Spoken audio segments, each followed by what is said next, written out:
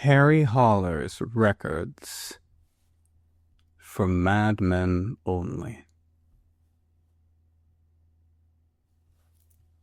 The day had gone by, and just as days go by, I had killed it in accordance with my primitive and retiring way of life. I had worked for an hour or two, and perused the pages of old books. I had pains for 2 hours, as elderly people do. I had taken a powder, and been very glad when the pains consented to disappear. I had lain in a hot bath, and absorbed its kindly warmth. 3 times the mail had come with undesired letters and circulars to look through. I had done my breathing exercises, but found it convenient today to omit the thought exercises. I had been for an hour's walk and seen the loveliest feathery cloud patterns penciled against the sky, and that was very delightful. So was the reading of the old books. So was lying in the warm bath. But, taken all in all, it had not been exactly a day of rapture. No, it had not even been a day brightened by happiness and joy. Rather, it had been just one of those days which, for a long while now, had fallen to my lot. The moderately pleasant, the wholly bearable and tolerable, lukewarm days of a discontented middle-aged man. Days without special pains, without special cares, without particular worry, without despair. Days when I calmly wonder, objective and fearless, whether it isn't time to follow the example of Adalbert Steifer and have an accident while shaving. He who has known the other days, the angry ones of gout attacks, or those with that wicked headache rooted behind the eyeballs that casts a spell on every nerve of eye and ear, and with a fiendish delight in torture, or soul-destroying evil days of inward vacancy and despair, when, on this distracted earth, sucked by the vampires of finance, the world of men, and of so-called culture, grins back at us with the lying, vulgar brazen glamour of a fair, and dogs us with the persistence of an emetic, and with all its concentrated and focused to the last pitch of the intolerable upon your own sick self. He who has known these days of hell may be content, indeed, with normal half-and-half days like today. Thankfully, you sit by the warm stove. Thankfully, you assure yourself as you read your morning paper that another day has come and no war broken out. No new dictatorship has been set up. No particularly disgusting scandal been unveiled in the worlds of politics or finance. Thankfully, you tune the strings of your mouldering lyre to a moderated, to a passably joyful, nay, to an even delighted psalm of thanksgiving, and with it bore your quiet, flabby, and slightly stupefied half-and-half god of contentment, and in a thick, warm air of a contented boredom, and very welcome painlessness, the nodding mandarin of a half-and-half god, and the nodding middle-aged gentleman who sings his muffled psalm, look as like each other as 2 peas. There is much to be said for contentment and painlessness, for these bearable and submissive days, on which neither pain nor pleasure is audible, but pass by whispering and on tiptoe. But the worst of it is that it is just this contentment that I cannot endure. After a short time, it fills me with irrepressible hatred and nausea. In desperation, I have to escape and throw myself on the road to pleasure, or if that cannot be, on the road to pain. When I have neither pleasure nor pain, and have been breathing for a while the lukewarm and insipid air of those so-called good and tolerable days, I feel so bad in my childish soul that I would smash my mouldering lyre of thanksgiving in the face of the slumbering god of contentment, and would rather feel the very devil burn in me than this warmth of a well-heated room. A wild longing for strong emotions and sensations seethes in me, a rage against this toneless, flat, normal, and sterile life. I have a mad impulse to smash something, a warehouse, perhaps, or a cathedral, or myself, to commit outrages, to pull off the wigs of a few revered idols, to provide a few rebellious schoolboys with the longed-for ticket to Hamburg, or to stand one or two representatives of the established order on their heads. For what I always hated and detested and cursed above all things was this contentment, this healthiness and comfort, this carefully preserved optimism of the middle classes, this flat and prosperous brood of mediocrity. It was in such a mood, then, that I finished this not intolerable and very ordinary day, as dusk set in. I did not end it in a manner becoming a rather ailing man and go to bed, tempted by a hot water bottle.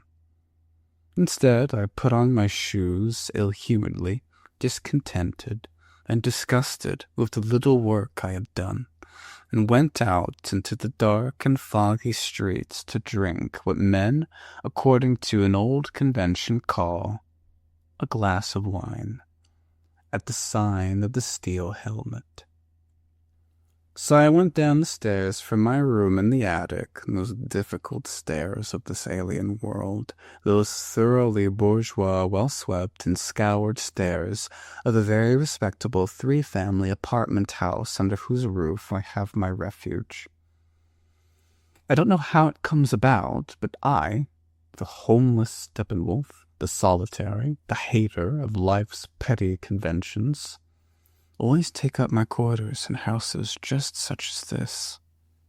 It is an old weakness of mine. I live neither in palatial houses, nor in those of the humble poor, but instead, and deliberately, in these respectable, and wearisome and spotless middle-class homes, which smell of turpentine and soap, and where there is a panic if you bang the door or come in with dirty shoes. The love of this atmosphere comes, no doubt, from the days of my childhood, and a secret yearning I have for something home-like drives me, though with little hope, to follow the same old stupid road. Then again, I like the contrast between my lonely, loveless, hunted, and thoroughly disorderly existence in this middle-class family life.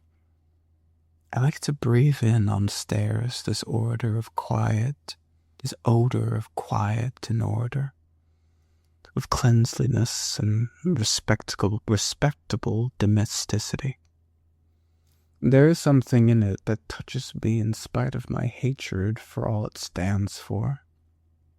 I like to step across the threshold of my room where all this suddenly stops, or instead, cigar ash and wine bottles lie among the heaped-up books, and there is nothing but disorder and neglect, where everything, books, manuscript, thoughts, is marked and saturated with the plight of lonely men, with the problem of existence, and with the yearning after a new orientation for an age that has lost its bearings. And now I came to the Arcaria, I must tell you that on the first floor of this house, the stairs pass by a little vestibule at the entrance to a flat which, I am convinced, is even more spotlessly swept and garnished than the others. For this little vestibule shines with a superhuman housewifery. It is a little temple of order. On the parquet floor, where it seems desecration to tread, are 2 elegant stands, and on each a large pot. In the one grows an azalea, in the other a stately araucaria, a thriving, straight-grown baby tree, a perfect specimen, which to the last needle of the topmost twig reflects the pride of frequent ablutions. Sometimes, when I know that I am unobserved, I use this place as a temple. I take my seat on the top step of the stairs above the araucaria, and, resting a while with folded hands, I contemplate this little garden of order, and let the touching air it has, in its somewhat ridiculous loneliness, move me to the depths of my soul. I imagine behind this vestibule, in this sacred shadow, one may say, of the araucaria, a home full of shining mahogany, and a life full of sound respectability, early rising, attention to duty, restrained but cheerful family gatherings, Sunday church-going, early to bed. Affecting lightheartedness, I trod the moist pavements of the narrow streets. As though in tears and veiled, the lamps glimmered through the chill gloom and sucked their reflections slowly from the wet ground. The forgotten years of my youth came back to me.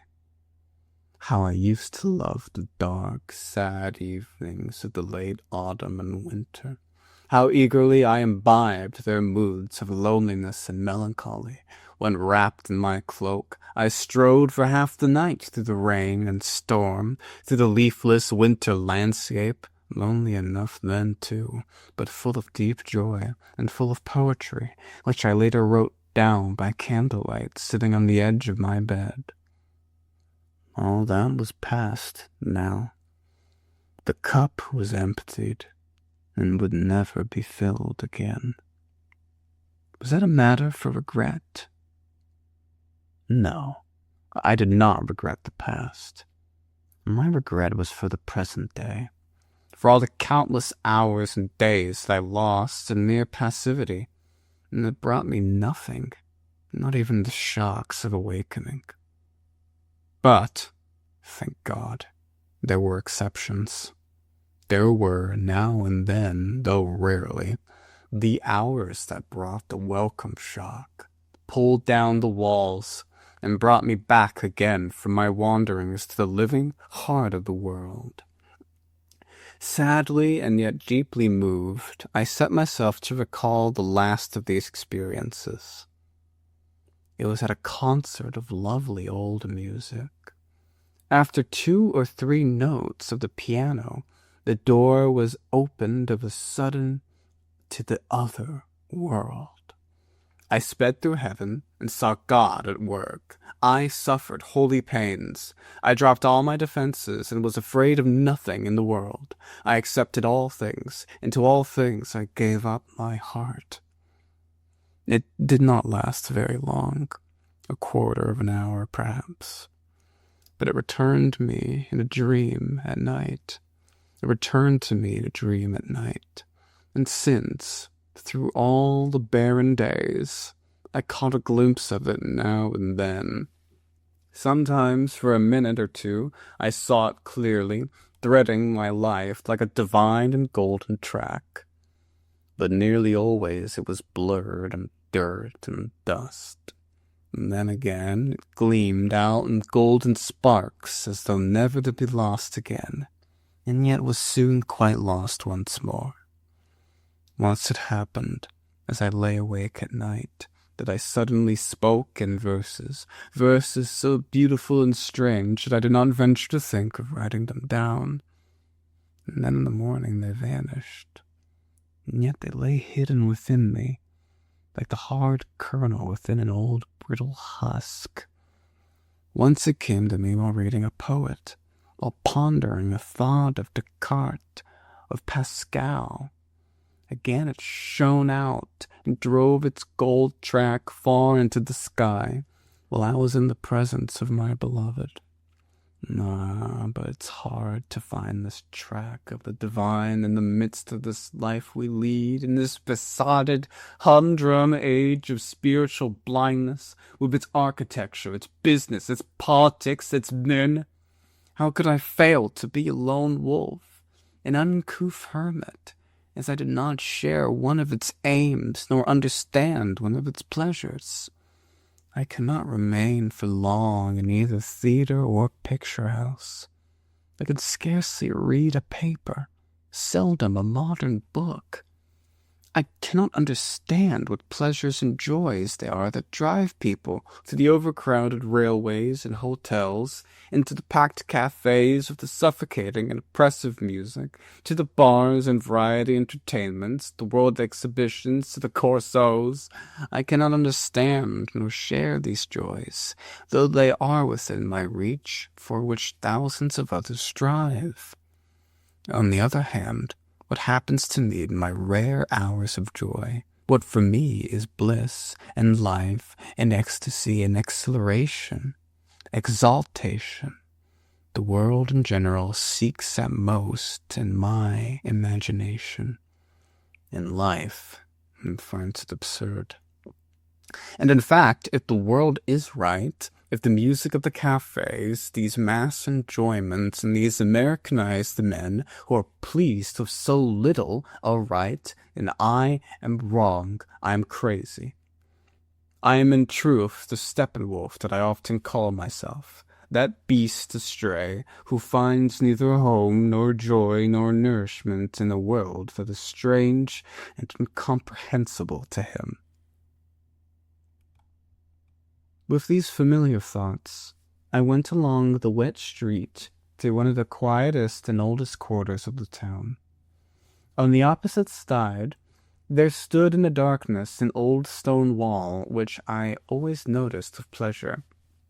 Old and serene, it stood between a little church and an old hospital, and often during these days I let myself rest on its rough surface. There were a few such quiet and peaceful spaces in the center of the town, where from every square foot some lawyer, or quack, or doctor, or barber, or chiropodist shouted his name at you. This time, too, the wall was peaceful and serene, and yet something was altered in it. I was amazed to see a small and pretty doorway with a Gothic arch in the middle of the wall, for I could not make up my mind whether this doorway had always been there, or whether it had just been made. It looked old, without a doubt, very old. Apparently this closed portal, with its door of blackened wood, had opened hundreds of years ago onto a sleepy convent yard, and did so still, even though the convent was no longer there. Probably I had seen it 100 times and simply not noticed it. Perhaps it had been painted afresh and caught my eye for that reason. I paused to examine it from where I stood without crossing over, as the street between was so deep in mud and water. From the sidewalk where I stood and looked across, it seemed to me, in the dim light, that a garland or something gaily colored was festooned round the doorway. And now that I looked more closely, I saw over the portal a bright shield, on which it seemed to me there was something written. I strained my eyes, and at last, in spite of the mud and puddles, went across. And there over the door, I saw a stain showing up faintly on the gray-green of the wall, and over the stain, bright letters dancing, and then disappearing, returning and vanishing once more. So that's it, thought I. They disfigured this good old wall with an electric sign. Meanwhile, I deciphered one or two of the letters as they appeared again for an instant. But they were hard to read even by guesswork, for they came with very irregular spaces between them, and very faintly, and then abruptly vanished. Whoever hoped for any result from a display like this was not very smart. He was a Steppenwolf, poor fellow. Why have his letters playing on this old wall in the darkest alley of the old town on a wet night with not a soul passing by? And why were they so fleeting, so fitful, and illegible? But wait, at last I succeeded in catching several words on end. They were Magic Theater. Entrance not for everybody. I tried to open the door, but the heavy old latch would not stir. The display, too, was over. It suddenly ceased, sadly convinced of its uselessness. I took a few steps back, landing deep into the mud, but no more letters came. The display was over. For a long time I stood waiting in the mud, but in vain. Then, when I'd given up and gone back to the alley, a few colored letters were dropped here and there, reflected on the asphalt in front of me. I read, "For madmen only." My feet were wet, and I was chilled to the bone. Nevertheless, I stood waiting, nothing more. But while I waited, thinking how prettily the letters had danced in their ghostly fashion over the damp wall and the black sheen of the asphalt, a fragment of my former thoughts came suddenly to my mind. The similarity to that track of shining gold, which suddenly vanishes and cannot be found. I was freezing and walked on following that track in my dreams, longing too for that doorway to an enchanted theater, which was for madmen only. Meanwhile, I had reached the marketplace, where there is never a lack of evening entertainments. At every other step were placards and posters of the various attractions: ladies' orchestra, variety, cinema, ball, but none of these was for me. They were for everybody, for those normal persons whom I saw crowding every entrance. In spite of that, my sadness was a little lightened. I had a greeting from another world, and a few dancing colored letters had played upon my soul and sounded its secret strings. A glimmer of the golden track had been visible once again. I sought out the little ancient tavern where nothing had altered since my first visit to this town, a good 25 years before. Even the landlady was the same as then, and many of the patrons who sat there in those days sat there still, at the same places, before the same glasses. There I took refuge. True, it was only a refuge, something like the one on the stairs opposite the Art Curia. Here, too, I found neither home nor company. Nothing but a seat from which to view a stage where strange people played strange parts. Nonetheless, the quiet of the place was worth something. No crowds, no music, only a few peaceful townfolk at bare wooden tables, no marble or enamel, no plush nor brass, and before each evening his glass of good old wine. Perhaps this company of habitués, all of whom I knew by sight, were all regular Philistines, and had in their Philistine dwellings their altars of the home dedicated to sheepish idols of contentment. Perhaps, too, they were solitary fellows who had been sidetracked, quite thoughtful toppers of bankrupt ideals, lone wolves and poor devils like me. I could not stay. Either homesickness or disappointment. A need of change drew them here. The married to recover the atmosphere of his bachelor days, the old official to recall his student years. All of them were silent, and all were drinkers who would, rather, like me, sit before a pint of Elixir than listen to a ladies' orchestra. Here I cast anchor for an hour, or might be 2. With the first sip of Elixir, I realized that I had eaten nothing that day since my morning roll. It is remarkable, all that men can swallow. For a good 10 minutes I read a newspaper. I allowed the spirit of an irresponsible man who chews and munches another words in his mouth and gives them out again undigested to enter into me through my eyes. I absorbed a whole column of it, and then I devoured a large piece cut from the liver of a slaughtered calf. Odd indeed. The best was the Elixir. I am not fond, for every day at least, or of racy, heady wines that diffuse a potent charm and have their own particular flavor.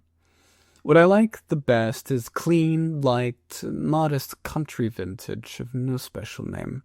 One can carry plenty of it, and it has the good and homely flavor of the land, and of earth, and sky, and woods. A pint of Elixir and a piece of good bread is the best of all meals. By this time, however, I had already eaten my portion of liver, an unusual indulgence for me, as I seldom eat meat, and the second pint had been set before me. This, too, was odd, that somewhere in a green valley vines were tended by good, strong fellows, and the wine pressed so that here and there in the world, far away, a few disappointed, quietly drinking townsfolk and dispirited Steppenwolves could sip a little heart and courage from their glasses. I didn't really care whether all this was odd or not. It was good. It helped. It raised my spirits.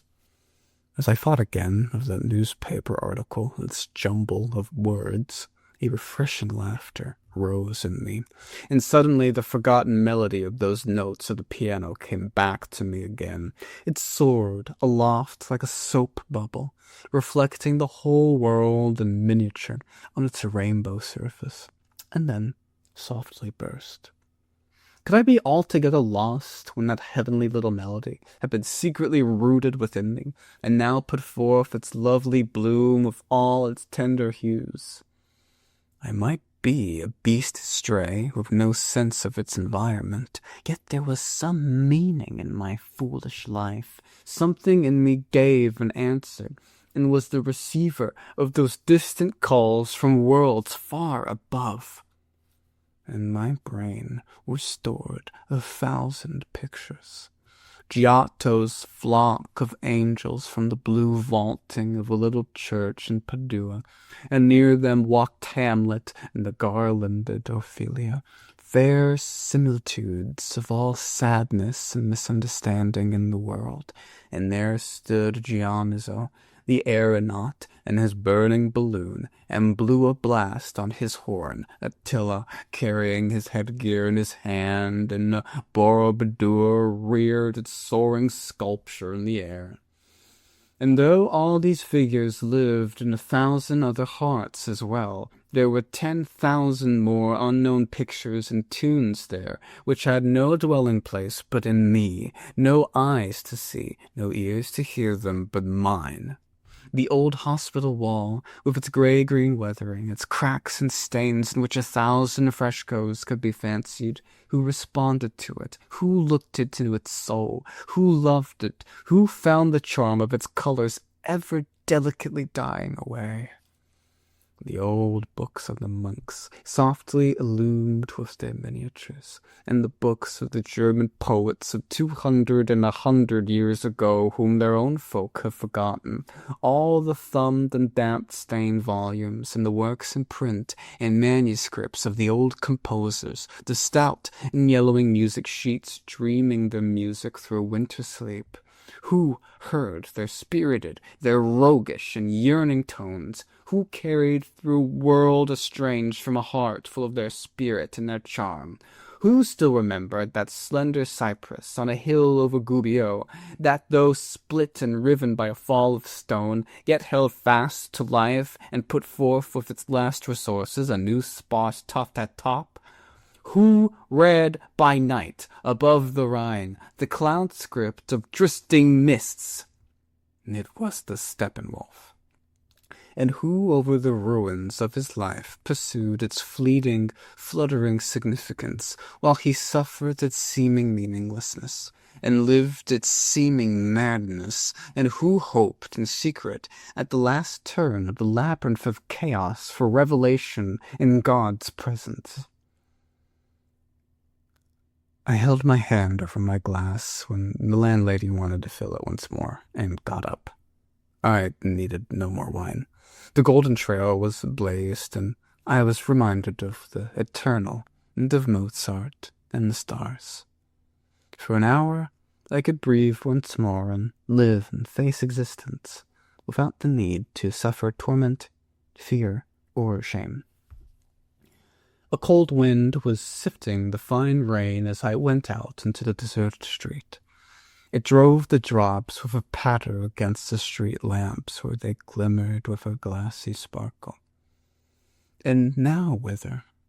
If I had a magic wand at this moment, I should have conjured up a small and charming Louis Seize music room, where a few musicians would have played me 2 or 3 pieces of Handel and Mozart.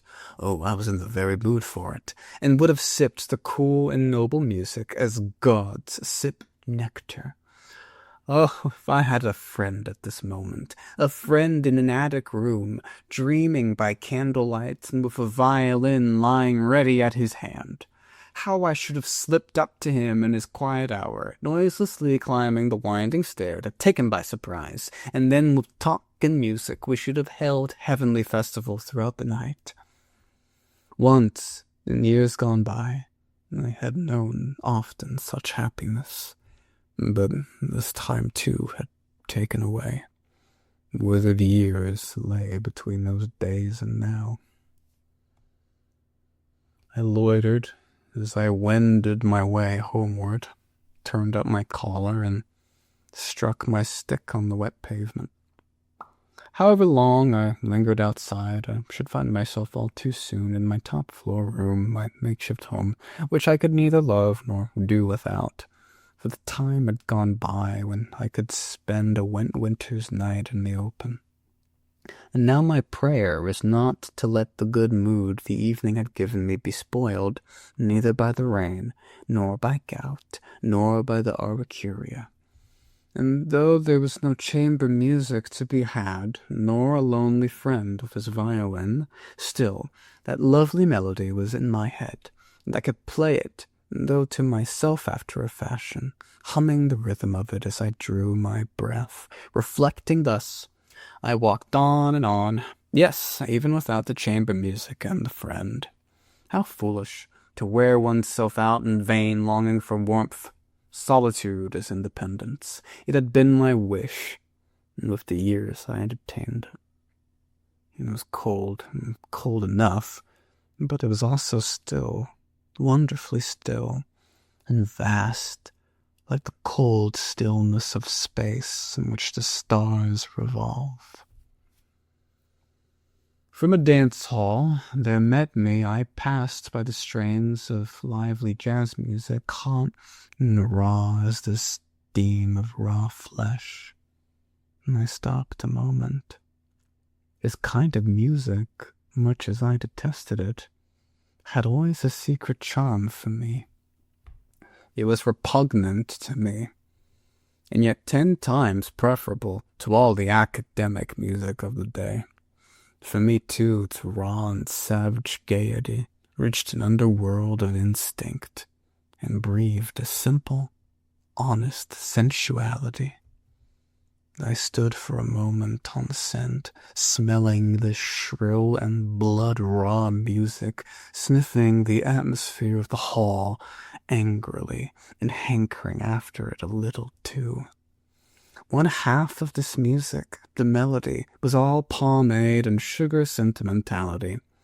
And the other half was savage, temperamental, and vigorous. Yet the two went artlessly well together and made a whole. It was the music of decline. There must have been such music in Rome under the later emperors. Compared with Bach and Mozart and real music, it was naturally a miserable affair. But so was all our art, all our thought, all our makeshift culture in comparison with real culture.